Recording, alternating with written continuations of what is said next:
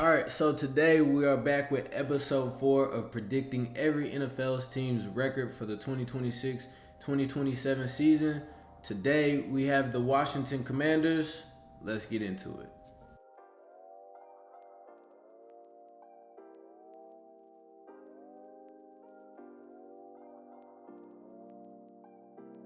So to open up the season, the Washington Commanders play the Philadelphia Eagles, who is a team that has a very talented roster.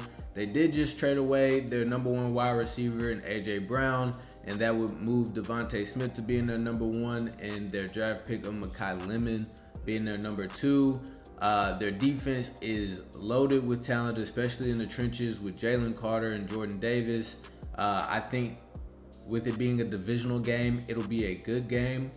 But I do think the Eagles are more overwhelmingly talented, and therefore I think the Eagles will win this game.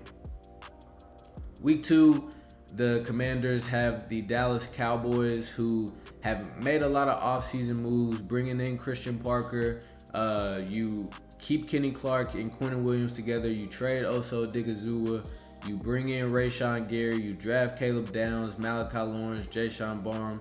So you really upgraded that defense from most likely not being the worst defense in the league as it was last year. That defense was atrocious, and as a Cowboys fan watching it, if we just gave up a little bit less, we probably make the playoffs. That's just how bad our defense was. I think our offense, we have our two-headed monster at wide receiver and a good rushing attack. I think we still need a running back too.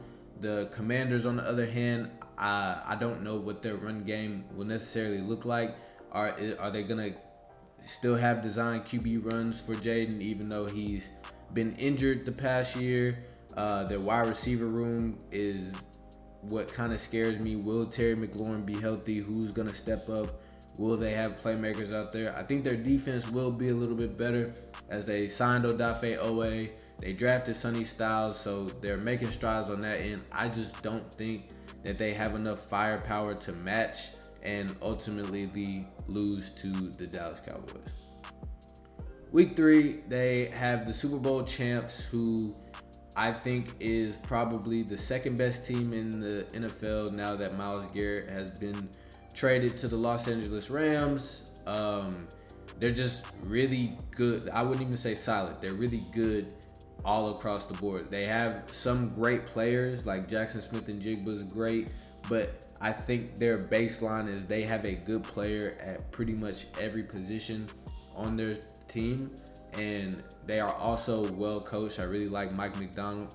I think he's one of those just young geniuses, kind of like how Sean McVay was for offense. I think he's that way for defense. So I do have the Seattle Seahawks winning this game, and probably pretty handedly. Week 4, the Commanders host the Indianapolis Colts, who is a team that does have a lot of talent. Their QB room is something to kind of be interested in. I don't know if Daniel Jones will be healthy for this game, if he will be a full go. They said he's supposed to be ready by training camp, but an Achilles isn't something that you just heal and you're just back to your 100% self like that. It's something that you really have to rehab and re-strengthen and relearn a lot of different things. I think that Colts defense is really talented with Sauce Gardner and Charvarius Ward as your two corners.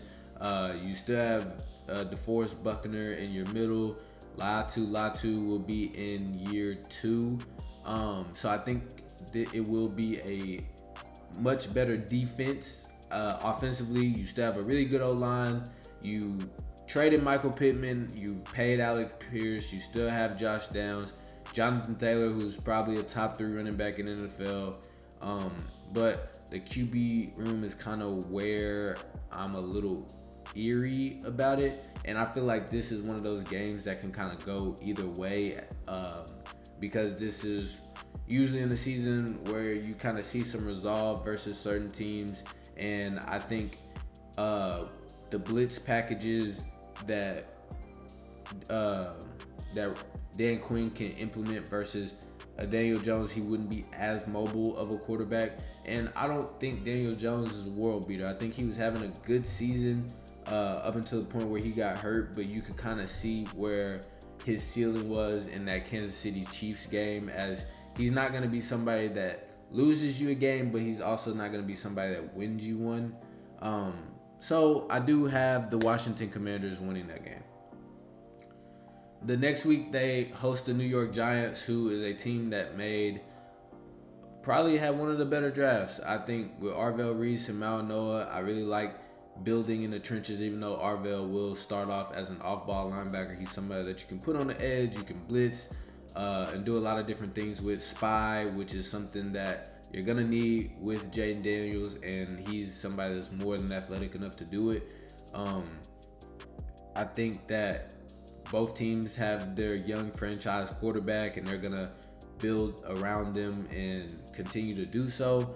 I do like the build of the Giants a little bit more. I think they've spent more in free agency, and they also had more draft capital to go out and get high-end players who they felt like were in the draft. So I do have the New York Giants winning this game.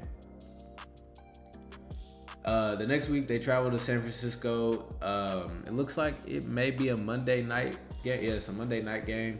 So prime time, I think San Francisco is one of the well-oiled teams in the league, and it's kind of crazy to say that they could possibly be a top 7 team and finish 3rd in their division. That just goes to show how good that division is. Trading for Mike Evans, drafting Stribling, so you have more weapons. Obviously, you're going to be without George Kittle, so you're going to have to figure that tight end problem. You still have Christian McCaffrey. The defense will always be solid. You have Fred Warner coming back, so that's going to be a big boost. I think this is like I said, a top 7 team in the league, and the Commanders don't have the firepower, I think, to match up with them offensively, and I have the San Francisco 49ers winning that game. So then the Commanders have a bye, and then they host the Eagles. Again, divisional game, so anything is up for grabs in these type of games. I think that you come out with a different fire, a different hunger, just because this is the second time you've seen this team. You already don't like these guys because of how much you play them, so anything is liable to happen. I think the Commanders will start to kind of figure out their identity by this point in the season, but I think they could also start to teeter off as they would only have 1 win. And I think the Eagles are going to be a team that's fighting for a playoff spot, and they're going to have that hunger to come out and really win and wreck that game for them. So I think that the Eagles win this game. The next week, they host the Los Angeles Rams, the team who I feel like is the best in the league on paper.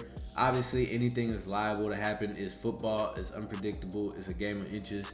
But on paper, you have the best edge rusher and possibly best player in the NFL. You have a top 10 corner. You have the reigning MVP. You have a top 3 receiving room, if not top 2.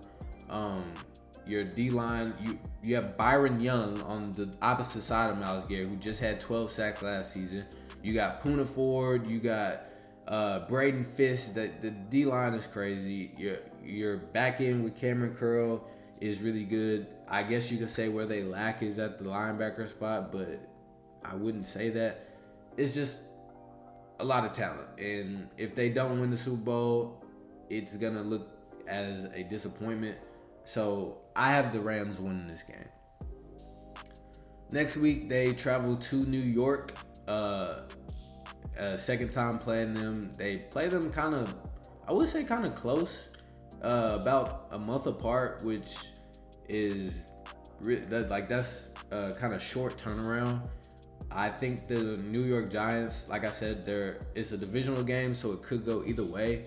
I think the New York Giants are the better team. I don't think that the Commanders will necessarily have an identity. I don't think it'll be the run game, and then I think their weapons in the passing game isn't the best. I don't know. Antonio Williams could shock us and have like a rookie of the year type of year, and we wonder why he fell to the third round, because he is a talented wide receiver. I think that Clemson team just underachieved and it dropped a lot of those kids' draft stock.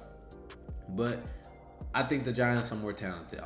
Defensively, you draft Colton Hood, you have Arvell Reese, you got Paulson Adebo last year, Javon Holland is a really solid safety. Your D-line room is really, well, your edge room is really good. You need to find a D-tackle, but I think the overwhelming football talent will win the game, and that's why I have the New York Giants as the winner of that. Next week, you have the Cincinnati Bengals, who this could be a Dexter Lawrence revenge game. I think the Bengals, with Joe Burrow back and healthy, will he be? Because although when healthy, he's a top 5 quarterback, we haven't seen him like last multiple seasons without getting hurt. And with that being said, who knows what happens? And that defense, like I said, was awful. You add Dexter Lawrence, but is that enough to go from 31 to 20? That remains to be seen. I think it'll also be better if they're able to put up more points, which they should be able to do with Joe Burrow back. But with that being said, I think this is a game that the Commanders win. I think maybe Jaden Daniels goes off and has like a 4-touchdown type of game. So that's just my take on it. It's one of those games that could be either or, but I do see the Commanders winning it. Next week, they travel to Arizona, who is a team that they have some talent in places, but I don't think they have a direction. I don't really know like what their kind of thought process is. They drafted a running back at 3 when they are not a running back away, nor are they like, will they be ready to compete the year after? I don't think, because I think they're going to have to draft a quarterback in next year's draft. So I don't really agree with that. I think you build your O-line for it, because this next class of running backs, you can get a good running back late in the second, I believe, or even in the third. So I don't think you really needed that. I think that the Commanders are better. They have the better quarterback in this matchup. So I do have the Commanders winning this game. And next week, they travel to Tennessee to take on the Titans. And the Titans are a team that I think could start to show some ascension, but I think they are a year away from being a year away. I do like Cam Ward. I like Carnell Tate. I like kind of what they did with the hire of Robert Saleh. But I think that the Commanders are better. I think that they will be able to match up on the defensive side. I think that scheme change is going to be really good for them. And I think that, the scheme change for the Titans will be really good. But I think that Dan Quinn, with what he can do with Sonny Styles and things of that nature, Odafe Owe, I think that the Commanders will be a little bit too much for them. I think it'll be a close game, but I think it'll end up like 27-24, and ultimately the Commanders will win this game.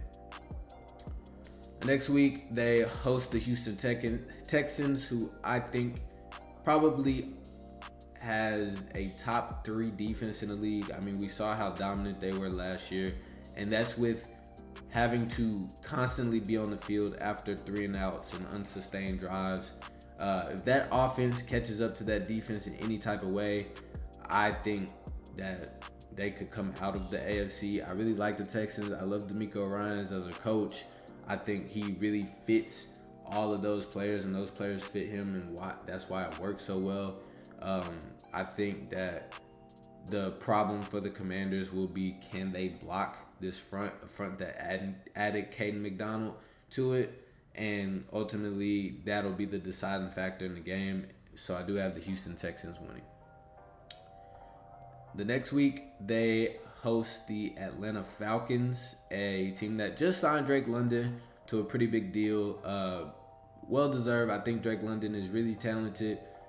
I don't know if he's just yet that alpha wide receiver 1. I think they need to figure out that quarterback situation, because it's been different quarterbacks for him throughout his career. I think that Bijan Robinson is probably the best running back in the league, if not the second best. Him and Jahmyr Gibbs are my two favorites. I think that the offensive line is really good. The defense is getting better, and they're a team that, if that quarterback problem gets solved, if Tua or Penix is able to show that they are your franchise quarterback, then they are a team that we could see in the playoffs this year. But with that is the thing that I'm worried about, is the quarterback situation, and I think that overall these two teams are pretty similar in structure and talent, but I think the Commanders do have the better quarterback, so I do have the Commanders winning this game. Day after Christmas, they travel to Minnesota to take on the Vikings, who, again, another team that has talent on offense. They have some pieces on defense. They have a great defensive coordinator and I think a offensive-minded head coach. But quarterback, is it going to be J.J. McCarthy? Is it going to be Kyler Murray? J.J. is somebody that did not look good really at all, other than versus the Cowboys last year, and every quarterback looked good versus the Cowboys. So he looked very bad versus every other team. Kyler is somebody that shows that he hasn't been able to stay healthy. When he has, he's been a pretty good quarterback. But he's 5'10", and yeah, he has a little weight on him. But the NFL game is very physical. You have dudes that are 6'6", 330 pounds. It's a lot of physical toll to take on with that frame. So who's gonna be the quarterback? I don't know. I think they'll probably start the season with Kyler Murray, which is kind of crazy because they spent a first-round draft pick on J.J. McCarthy and then chose to not keep Sam Darnold when they could have probably traded J.J. McCarthy and got a first or second-round pick. But they're in this predicament, and at this point, I think that this is a game that the Commanders will win.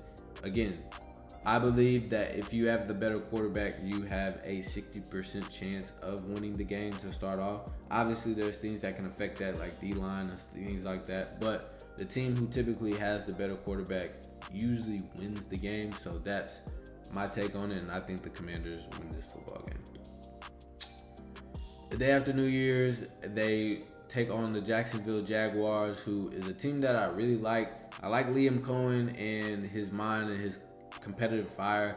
That's something that I wish we would see more from not just players but also coaches, like, that really want to win and like they're not gonna back down from the challenge. I think that's fun to see, just because football is like you're going at it physically. Like it's two, I would say it's like two armies going at it, and the team that wants it more is always gonna come out on top.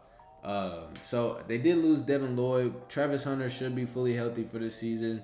I think Trevor Lawrence really made some strides and getting better. I think Brian Thomas probably has a bounce back year. Parker Washington played really great last year. That defense was on fire, forcing turnovers and things of that nature. I think the Jacksonville Jaguars are the better team overall, and the quarterbacks are pretty comparable. So I do have the Jacksonville Jaguars winning this game. And to end the season, the Commanders host the Dallas Cowboys. This will be a game that, again, is divisional. Both teams hate each other. They're going to want to win. They're going to want the bragging rights for the next year. It's going to be an all-out. It could be a thing of where the Commanders are trying to spoil something for the Cowboys. Who knows? I think it'll be a good game because this last game of the season, whenever they play around this time, it's always a pretty good game. But I do think the Dallas Cowboys win this game. If Dak is healthy, he's shown that he's really good against the NFC East. I think that defense for the Cowboys will grow tremendously throughout the season under Christian Parker, who I think is one of the more young, brilliant minds in the NFL.